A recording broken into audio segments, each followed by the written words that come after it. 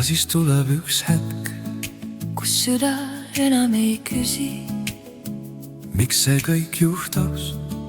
ta lihtsalt tänab.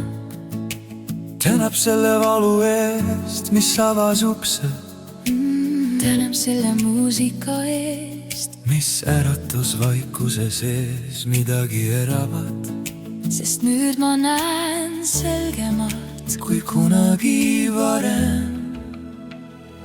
armastus ei ole midagi, mida me ainult leiame teises inimeses.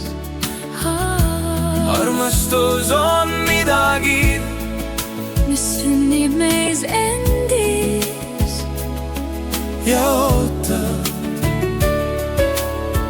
et me julgeksime seda jagada. nagu valgus, mis on alati olnud olemas, aga mille poole me alles nüüd päriselt vaatame. ja kui ma mõtlen sellele teele, mida süda on käinud, siis ma ei tunne enam kurbust.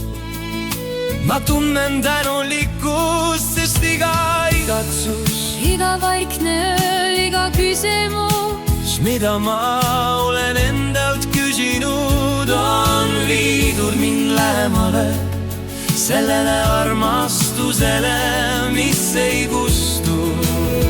võib-olla ühel päeval istume me kusagil mere ääres, tuul liigub üle vee, kajakad lendavad aeglaselt õhtuse taeva all. laterna valgus liigub pehmelt puidust tekil ja sina oled seal, mitte unistus enam, mitte kaugus, vaid päris.